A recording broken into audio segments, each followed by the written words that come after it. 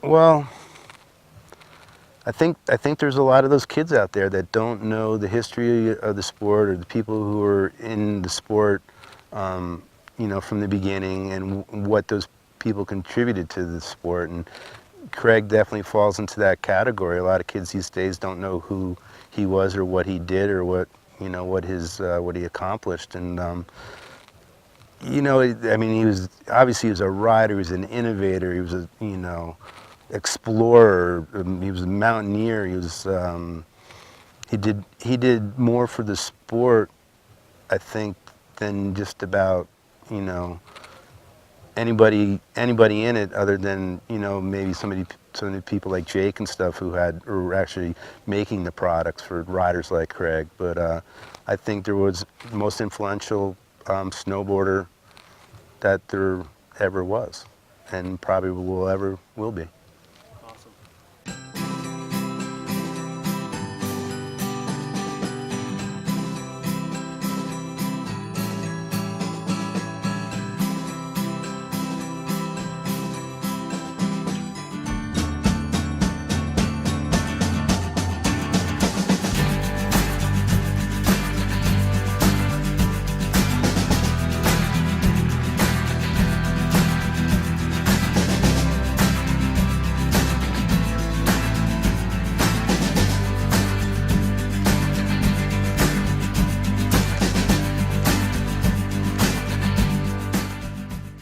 It's been 10 years and since I've seen him, obviously, and you know, he still definitely affects me, like in things I do, for sure, like in snowboarding and the way I try to carry myself in snowboarding, or the sport in general, you know, how I look at it. Coming to places like this, like, dude, it'd be so awesome to be here with Craig, and this is his place, like, it's just right up his alley, you know. It's like, it's the sickest lodge out in the backcountry, like, amazing terrain, and just people just taking runs and partying out in the backcountry. Like, it's insane, you know? That's exactly what he loved to do.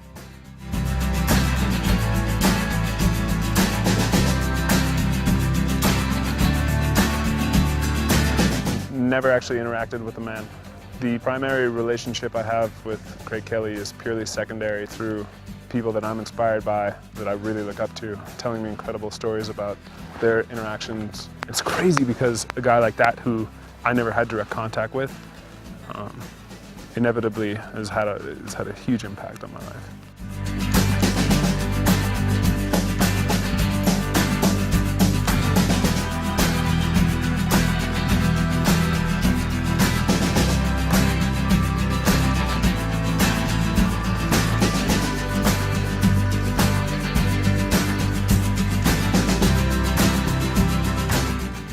It was the first snowboard I ever had. I had a Craig Kelly Micro Air 145, that purple and yellow one. That was my first snowboard ever.